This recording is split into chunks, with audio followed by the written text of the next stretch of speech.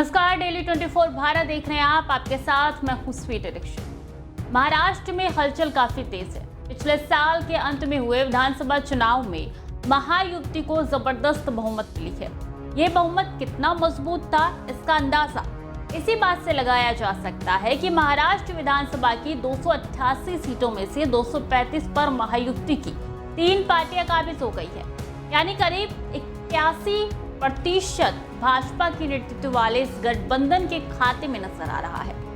ऐसे में चुनाव नतीजों के बाद माना जा रहा था कि महायुति की सरकार में आपसी तनाव की स्थिति कम देखने को मिलेगी और विपक्ष की जबरदस्त कमजोरी की वजह से उसे पूरे 5 साल तक शासन करने में आसानी होगी, मजबूती मिलेगी।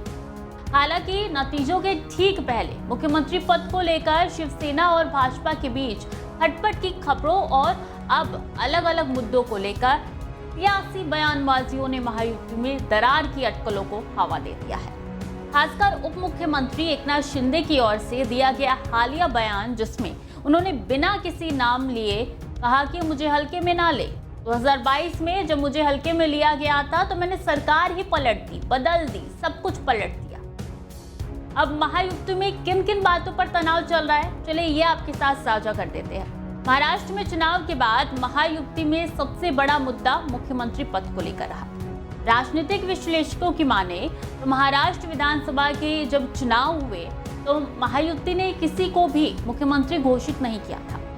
ऐसे में एकनाथ शिंदे को लग रहा था कि महायुति चुनाव जीतने के बाद उन्हें ही मुख्यमंत्री बनाया जाएगा। हालांकि जिस तरीके से चुनाव में भाजपा की 132 सीटों पे जीत दर्ज की और अजीत पवार की पार्टी ने भी बेहतर प्रदर्शन किया, इन सब स्थितियों के बीच भाजपा और शिवसेना के अंदर खेमे में तनाव देखने को मिला। तनाव काफी ज्यादा बढ़ता चला गया, खटपट नजर आने लगी। एकनाथ शिंदे इस दौरान अपने गांव चले गए।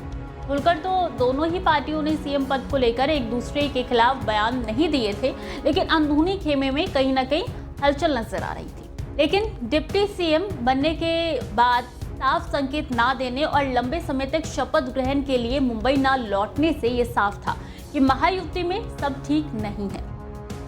दूसरा कारण यह हो सकता है कि जिलों के प्रभारी मंत्रियों की नियुक्ति पर भी मतभेद है। अब ऐसे में देखिए कि भाजपा और शिवसेना के बीच जिलों के प्रभारी मंत्रियों की नियुक्ति को लेकर संघर्ष देखने को मिला। शिंदे गुट सत्ता के बंटवारे से असंतुष्ट नजर आए। संतुष्टि नहीं थी उनको जो बंटवारा हुआ था उस समय। महाराष्ट्र में कैबिनेट मंत्री की तरह से ही जिलों के प्रभारी मंत्री के पद को लेकर भी प्रतियोगिता रहती है। पिछले महीने ही महाराष्ट्र के मुख्यमंत्री देवेंद्र फडणवीस ने राज्य के 36 जिलों के प्रभारी मंत्रियों की घोषणा की। इस बार विवाद 2 जिलों में था, रायगढ़ और नासिक। इस पर विवाद काफी ज्यादा हुआ। नियुक्तियां कैसी रही, इस पे जो है सबकी नजर टिकी रही, वो भी बताते हैं।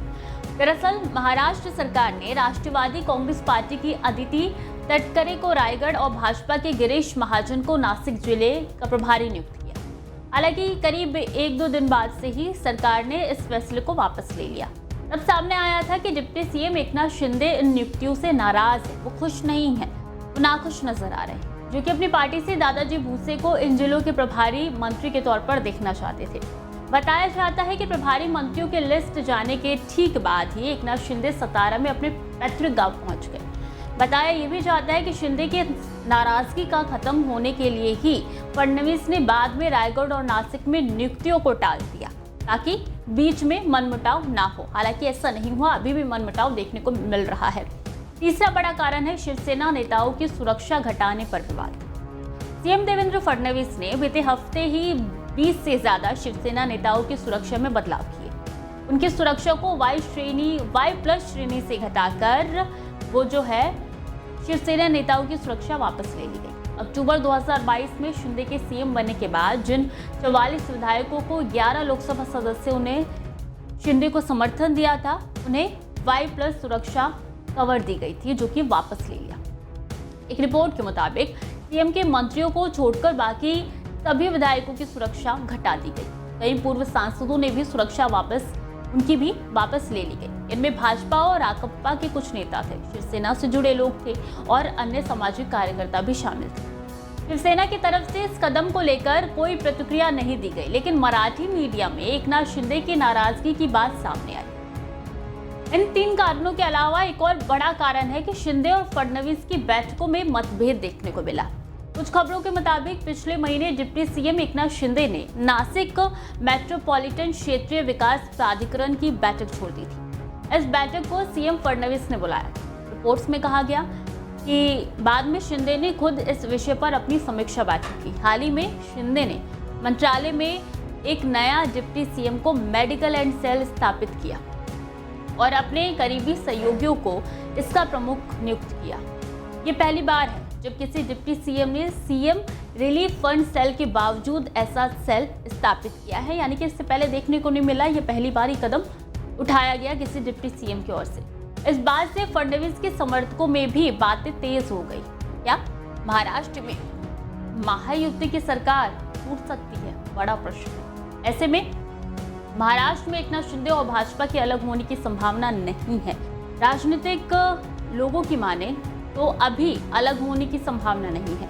एकनाथ शिंदे के पास कोई दूसरा विकल्प नहीं है। उन्हें पता है कि अगर वो महायुति गठबंधन से बाहर हो गए तो उनके विधायक भी उनका साथ छोड़ने की स्थिति में आ जाएंगे, क्योंकि वो सत्ता में है, इसलिए वो मंत्री बने हुए हैं। शिवसेना विधायकों को पता है कि मौजूदा समय में उन्हें सत्ता का समर्थन हासिल है, इसलिए वो सब साथ बने हुए हैं। एकनाथ शिंदे भी ये बात समझते हैं। अभी दूर दूर तक ये नहीं कहा जा सकता कि महाराष्ट्र की सरकार टूटने वाली है।